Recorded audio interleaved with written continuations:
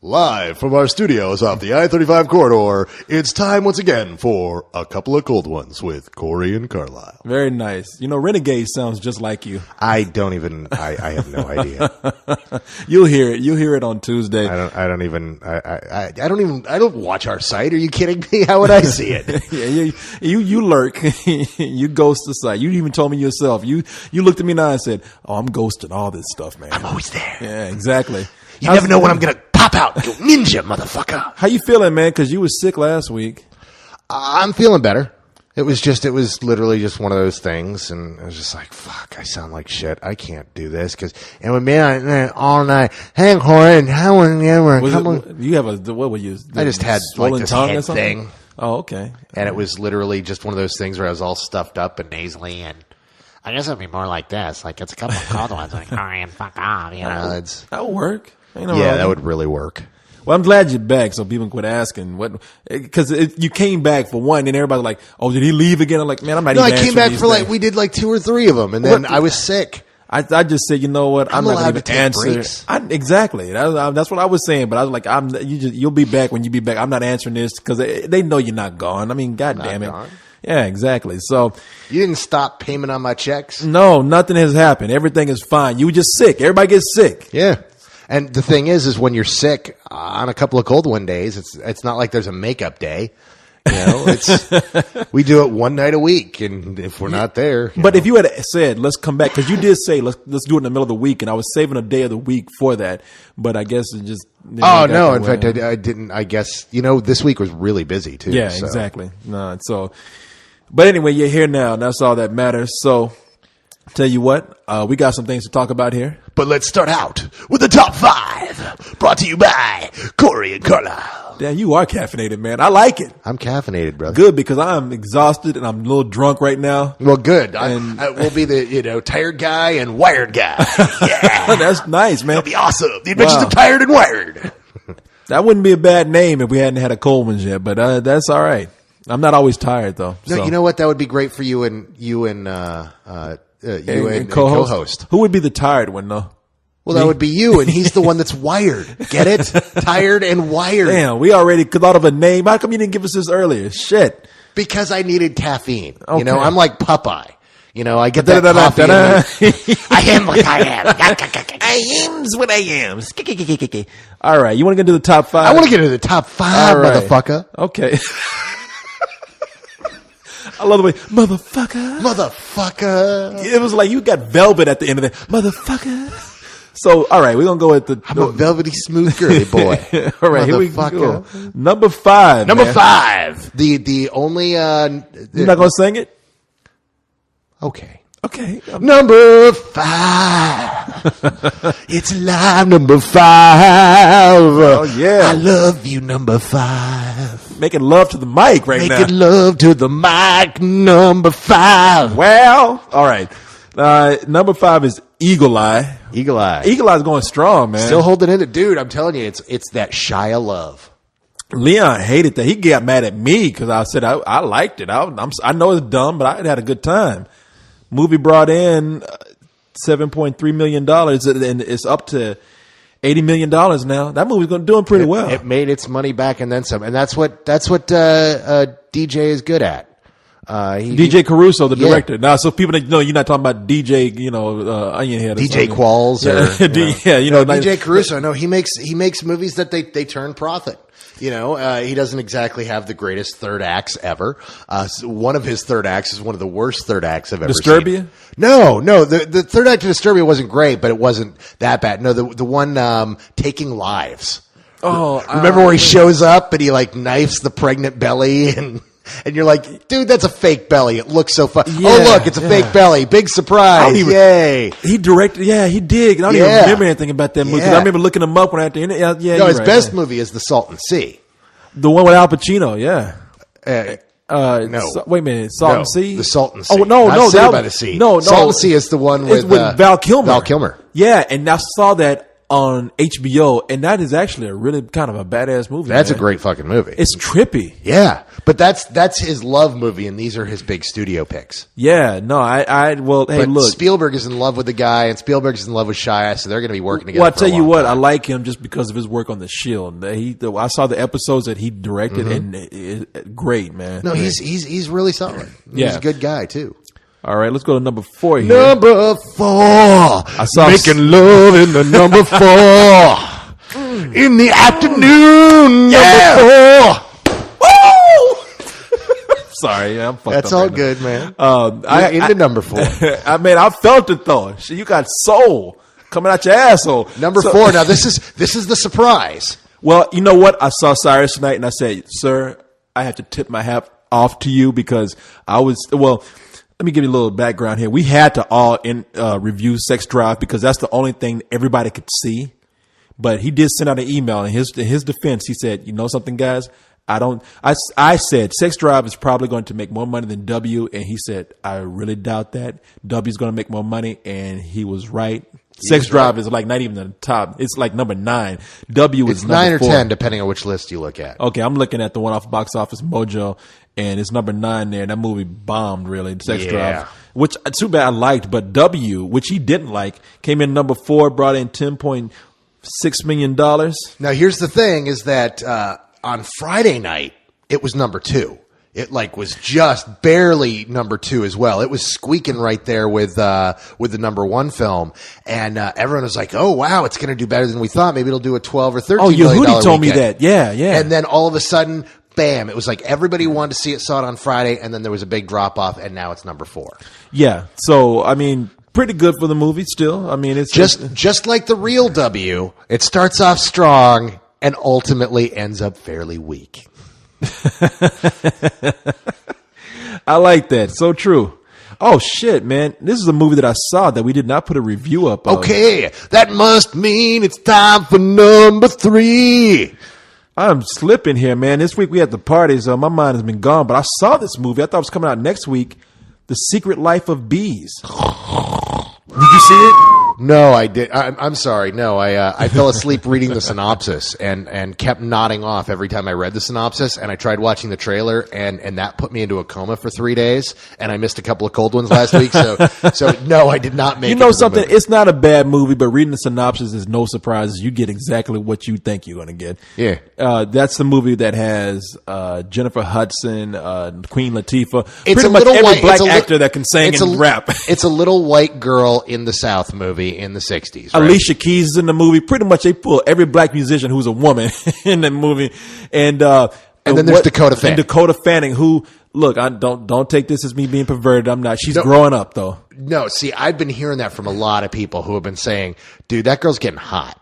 And it's I did not say that. No, hold on. No, I'm saying I'm hearing it from other people. I have not seen her yet. I have not seen what people are talking about. But it's kind of like that whole. I'm getting that whole Lily Sobieski and who was the other one that did that? Natalie Portman. No. Even though that is one when but that's when she came out and everybody lusted after her when she was 13, which was really gross. But Mary Jane Watson, Kirsten Dunst. Kirsten Dunst. Where she had that thing where she hit that age at about 13, 14 because she started out when she was really young. And then everyone was like, "Oh wow, she's grown. Maybe she'll be hot." Well, I mean, Ed and Guy's gonna say that when somebody starts growing breasts. I saw her in the movie, and I was just like, "Oh, Dakota Fanning, she's growing up." Fanning? I'm sorry, Dakota. Freudian slip tie. Dakota's cans. No, Dakota Fanning ain't no better. Dakota Fanning. I mean, Fanning. Dakota's stroking. Oh Jesus Christ! No, Dakota. Oh, Freudian. No, she, I looked at it and I thought she's not a little girl anymore. Yeah, she's like 14 or something now. I wasn't looking at her as like, oh, I can't wait to fuck that. No, it's like that's creepy. You used the F word with Fanning. What, Fanning? That's an F word. She's fun. fun. No, she's not a little girl anymore. Here, let me hand you a shovel so you can dig a little faster. And I was just saying that I bet she has those cocksucking lips. No, I look now. Now we've officially gone into Creepsville. No. Look, because I'm safe. Look, the thing is, she's hit that level now where you can see her. Now, I'll tell you this: when she's about 18 or so, she's going to be a very attractive girl. Or she could go the route of what's that kid's name that was in The Sixth Sense? Oh, you mean Haley Joel Osment? Haley Joel Osment has grown up to be a weird looking kid, man. He was a cute kid, but now that he's gotten older, it's like something went awry with him. He looks like Cyrus now. It's the creepiest thing. I remember when the Lions movie, what was it called? Secondhand Lions. Secondhand Lions came out. He did a press conference here in town, and his face was all broken out and everything, and it hasn't gone back since. And I hope that doesn't happen to Dakota Fanning. It's a good thing he's in college right now. So is he just not acting at all? Yeah, no, he's doing the college thing. Hey, good for him, man. It makes me wonder if he's going to end up like Charlie Korsmo or something. Who is that? Charlie Korsmo. Charlie Korsmo. The last movie he did was Can't Hardly Wait, but he also did. You'll remember him as the kid from Hook. Which one? He's the main kid, the dark haired kid who goes into The Boy. I don't remember that much about Hook. Okay, well, anyhow, he was a kid actor. But he went to college and he's like he's a super genius. He's like one of those kids who, he was going to like either MIT or Harvard, like one of the high end Ivy League technical colleges for engineering. And like last people have heard of him, he was working on some secret government project. Like he's literally working for the Pentagon. He's one of those brainiacs that's inventing like asteroid busting bombs or cobalt mines. She's about to open up an interdimensional door or some shit. He was in Hook and Can't Hardly Wait, and now he's defending the planet from alien races. I don't know. It's incredible. So is Haley Joel Osment a super genius? I have no clue. I haven't heard that, but he could be. I don't know. Secret Lives of Bees, man. I really wish I had put up a review for this. I guess it's not too late. I could put one up this week, but I really did think it was coming out next week. It's got $11.1 million.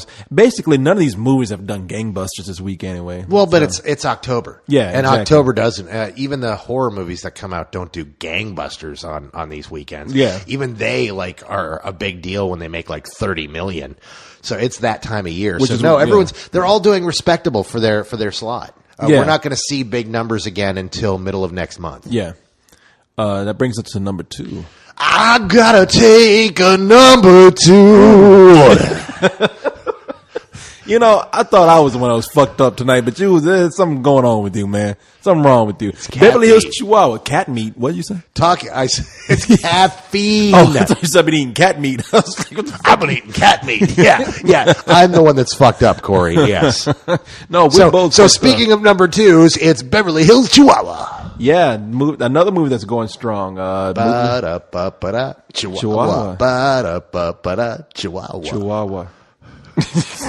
What do we get? We've talked about this film far too much. I know. What can we say? Let's move right along to the new film. Well, all we can say is it's like at this week it's brought in $11.2 million. There you go. Movies. I don't know how much it's made right now, but apparently I think it's in the 80s. It's made far too much money for a talking dog movie. That's all I gotta fucking say. Especially not a particularly good one. So, but what are you going to do? I would say there's no other. See, that's what pisses me off. Here's what really pisses me off. Is I would like to say there are no other good family films out there, but there is a really good family film out there. City of Ember? City of Ember.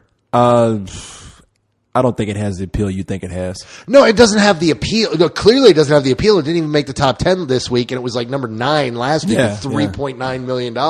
It's really a depressing opening, especially for, come on, if you had to watch one over again, which one would you watch? Oh, you know what? I think it's going to be bad to say this. If you want me to add, the better film, of course, is City of Ember. Yeah. It's just a little more originality going on there. They're trying something that's, especially for a children's apocalyptic film. Mm-hmm. But that movie just doesn't hold up in its second half that well, and I think that's what kills it.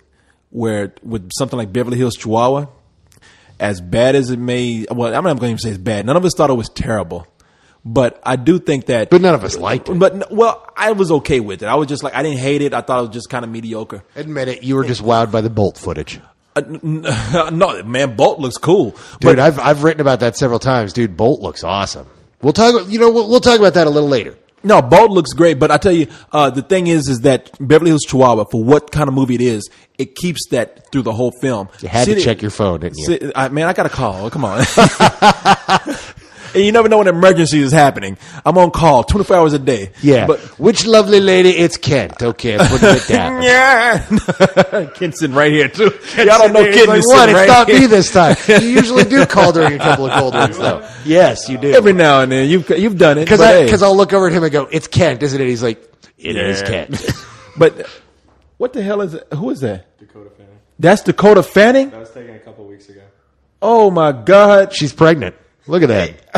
I hate those. I hate that new fashion. I don't know. She's wearing one of those. The high-waisted dress. Yeah, the high-waisted dress. That People, look, I'm not even looking at her in a bad way. I'm telling you. Dude, you need to stop right now. No, stop yourself. Stop yourself. No, this is going out on the internet. The FBI will be listening. I'm not saying shit. No, I'm saying she's 14. I'm just saying, I'm looking at her. I'm like, she's going to be a really gorgeous woman. That's all I'm saying. And I can look at some kids and say, Corey Coleman going to jail for Dakota Fanning porn.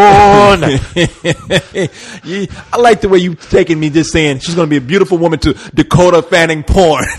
I saw the way your eyes bugged out of your. That's Dakota Fanning? God damn! Now I got a man right here. Hey, now you just heard me, but Kent, did you not see the way he was like, ooh, she's pregnant. Did you not see that? His eyes bulged out his head. Did you see him? The picture does. When I saw the photo the first time a couple weeks ago, What Would Tyler Durden Do posted it, and I was shocked that she's 14. I think she looks 16, almost 17 in that photo.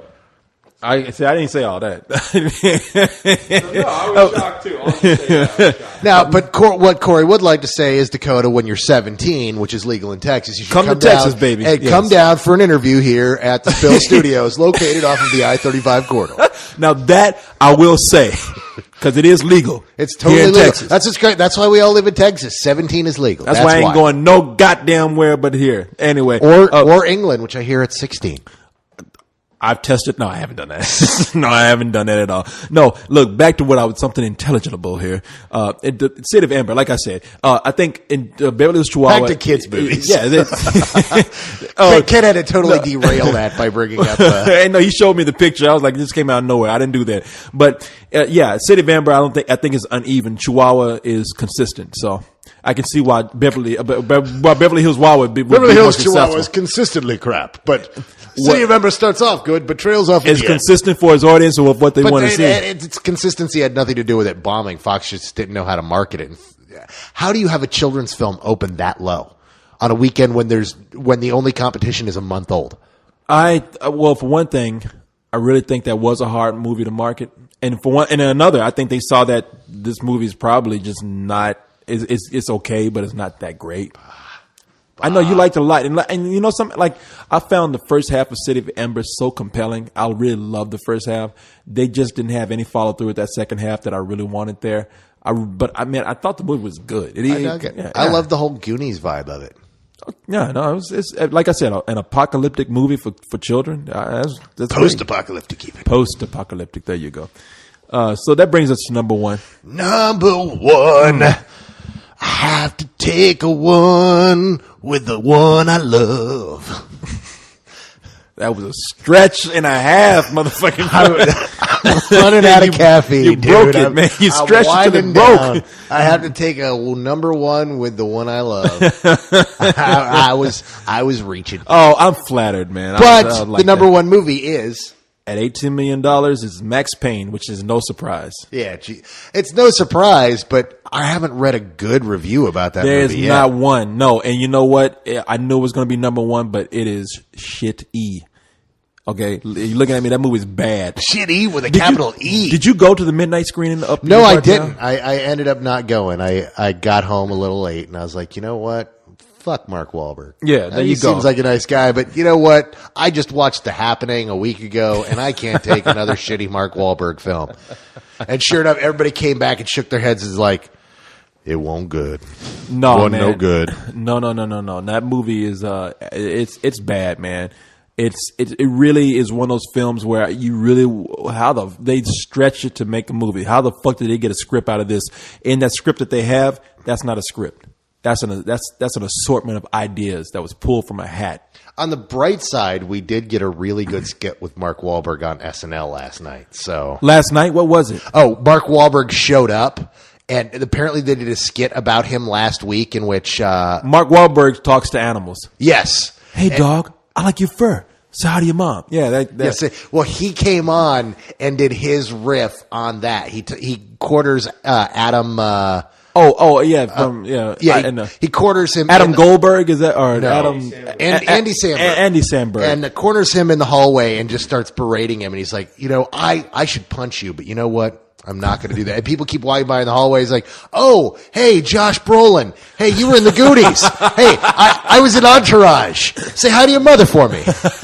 And he keeps doing that. And then a donkey walks. Hey, donkey. Hey, how you doing, man? Hey, say hi to your mother for me. Nice. And he actually does all that. And then he ultimately turns to Andy and goes, all right, let's hug it out, bitch. Okay, you know what? We've already got out of the top 5. It's funny because just a week ago he was talking shit about SNL. He's like, man, SNL hasn't been funny for years. They've asked me to come on that show. I'm not going to go on there. And you know what? That skit that they did, it wasn't even that funny. And now he's on the motherfucker. What happened? Maybe somebody talked to him and said, dude, you need to chill the fuck out. Maybe he was really upset at the time, or maybe he just said, wait, you want me on the same episode with Sarah Palin? That's going to be the highest rated thing of the year. Was that this weekend? Was she on? Yeah, she was on, and it was the highest ratings they've gotten in a long time. Oh yeah, no, they've been on a roll with this whole political thing, man. The whole presidential candidacy. I mean, it's like, yeah, the elections, that's brought them up out of the gutter, man, because Saturday Night Live hasn't been funny for a long time. No, see, everybody has been saying that since the second season. There's always somebody going, they haven't been funny since this year. They haven't been funny. SNL has been funny. I watch SNL on a regular basis. They've been funny. They're consistently funny in their opening sketch. They're consistently funny in Weekend Update, which is always Weekend funny. Update is always funny. And then usually, depending on who the host is, that can really bring it up or down. They're not all gold. No, I've just seen too many sketches where they've been uncomfortably. But that's been no ending to them at all. But that's been since the first season. You go back and watch that first season, and you find those sketches are there too. There's hours and hours of unfunny Garrett Morris sketches. That's why we all do the same Garrett Morris impression. Oh yeah, no, because so much of it wasn't funny. That was the first season. After that, they got better, and even with that original cast, they got so much better. Well, they did, but it's had its ups and downs. They had one bad season when they had their current cast. What? No, right now they're doing. I still say the elections have given them great material, but they had that one season where they had Charles Rocket on, where it was a terrible season. And that guy committed suicide, by the way. They had a season where there was a guy named Charles Rocket, and there was a What woman. year was this? This was this is right before Eddie Murphy and Joe Piscopo. No, you're talking about 1980, yeah. Yeah, and they tried, and there was a woman on there, and I forgot her name, but she really tried to push Charles Rocket, and it was a terrible season. And after that, somebody else came in. They got rid of her, and that's when they actually gave Eddie Murphy and Joe Piscopo a chance to come in and shine. And that's when they had one of their best seasons ever. Yeah, no, the 81, 82 was really good. There's Dana Carvey and the Dana Carvey, Mike Myers, Phil Hartman bunch of 89 to 94. And there's some good stuff in there. And some people really like the late 90s with Will Ferrell and that group. Those were some of those were funny. There were some good ones in there. I love that they had the whole thing with Will Ferrell, who did that guy who was, I forgot, he had like a television extra show where he was doing astronomy or something. Oh, how you doing, Jacobo? Do you remember that sketch? I do vaguely. I'm sorry, Will Ferrell was great on Saturday Night Live. I thought he was funny, but I really dig what they've been doing for the last 2-3 years, especially when they had the big culling when they went from 16 to 10 about a year and a half ago. I was curious who was going to survive, but really they did cut a lot of the fat out of. And that's a good thing. Yeah, it's just that they went from 2 black cast members to 1. And the guy they had on there, the guy was Mitchell. Yeah. What's his name? Finesse Mitchell. Was he on the one from Kenan and Kel? No, because then there's Kenan Thompson who's still on there. Kenan and Thompson, he's really funny. He is hilarious, man. Yeah, no, I love him, and I really want to see him get some good film roles instead of the crap that he's had so far. No, yeah. He's a genuinely funny guy. But no, they had another guy, Finesse Mitchell, who they really kind of what's the name of the guy they did that to as well? Tim Meadows? No, there was it was a white guy. He's still doing terrible movies. Guy did Mango and he's not doing the movies anymore. But he still is. Chris Kattan, yeah. What's the last? Chris Kattan hasn't been in a movie in a while.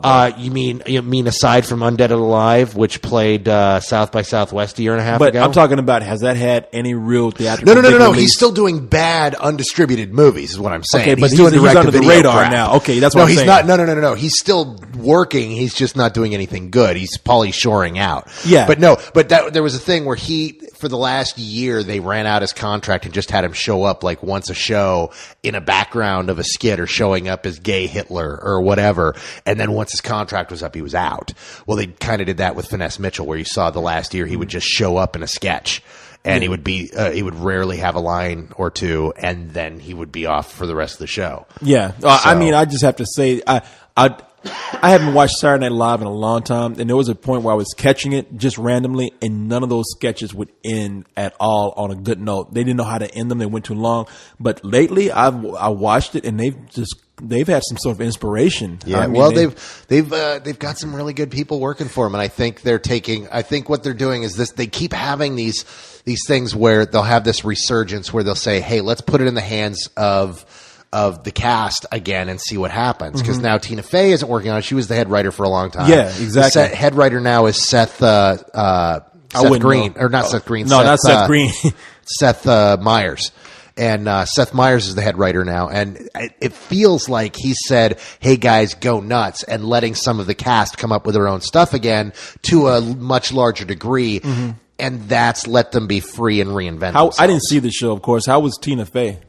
I mean, not Tina Fey, but Sarah Palin. I have not seen the Palin sketches yet. I didn't sit down. I mean, I just know they have. Well, none of us really sat down and saw it because we were at the party last night. But I caught highlights because people emailed me highlights saying, "Oh, dude, you got to check out the Mark Wahlberg piece." I didn't check out the Palin stuff, so I just know I hadn't heard a big uproar about it after it happened. I mean, there was no news stories. The Drudge Report covered it, CNN covered it. It was kind of big that she was on. I mean, they made a big deal about it. I'm just saying afterwards. I read that some of the reviews I read said that it feels kind of that the writers are tired right now because they're doing too much at once. That primetime thing that they did on Thursday a week and a half ago. Yeah. That it's they're just working too much. What the hell is that? Oh yeah, no. Oh God, we have distracted Corey now. What? I'm not doing anything. What is this playing though? That's Sarah Palin thing from last night. Yeah. Oh, okay. I mean, well, we're not gonna watch it now, but it's like I'll watch it afterwards. But I just haven't heard anything. I mean, I was on the news today, and I was expecting them to say like, well, of course, everything got dwarfed as soon as Colin Powell backed Obama, and then all of a sudden, the floodgates broke. So yeah. Well, speaking of token black guys, yes, sir. I hear there's a story floating about a certain Stepin Fetchit that works for Iron Man. What? No, why you got to use? No, because I just wanted to see what your initial reaction would be. That's why. I mean, James Rhodes, Rhodey, the awesome character from Iron Man, has been mysteriously recast. And I had read the initial story about it, which was that he had asked too much money, and they fired him and brought on Don Cheadle to replace him. But you said there's an interesting follow up to that. Well, first of all, now this is what I heard. I don't see this little blurb right here. He was on NPR, and I heard that it was news to him that he had been recast. And here's what he says. Okay, I'm on movieweb.com, and they wrote a story about it, and they said, and they took a quote from this NPR interview that he did, and it says, "Atreides claimed that Howard wanted too much money to return for the part. Howard didn't quite see it that way, stating," and this is him, "It was the surprise of a lifetime. There was no explanation as far as the contract. Just up and vanished. I read something in the trades implicating that it was all about money or something. But apparently the contracts that we write and sign aren't worth the paper that they're printed on. Sometimes promises aren't kept, and good faith negotiations aren't always held up. So apparently it was a surprise to him. He read it and he was like, oh, I've been recast. I want more money. So according to him, apparently they had an agreement, but it wasn't followed through. So who knows what happened? Yeah, it sounds like typical But I'm in listening to what he said, it sounds like he's got his own doublespeak going on, like good faith negotiations, meaning he probably was asking for more money, but it was one of those things where it's kept under it's like, look, we're going to talk about this, but this doesn't get published. We're doing this in good faith. We're talking this through without having any of it leak out, and that then it's like, okay, yeah, we can't afford that, fire him, and then they released that he was asking for. Well, he's being replaced by Don Cheadle, which is funny because you said, look, Don Cheadle is good looking because he's got charisma, but he ain't as good looking as Terrence Howard. That's not what I said. No, you didn't say that, but that's what I'm saying. But you did say he's not good looking. No. I love Don Cheadle. But you said he's not good looking. That's what I'm about to say. Don Cheadle is an incredible actor. He isn't a good looking man. Now. That's the thing about Terrence Howard. Terrence Howard has this just charisma and good looks. He's like got this young Billy D thing going on to a certain degree. Man. And it's like he's perfect for James Rhodes. When you read the comic book, James Rhodes was not just, he wasn't just Iron Man's sidekick who happened to be black. He was a good looking, charismatic guy that could keep up with Tony Stark. And that was the whole thing, was Tony Stark. He was Tony Stark's wingman. I mean, he was the guy who would fall on the grenades when Tony Stark could go off with another girl. That's who James Rhodes was. And I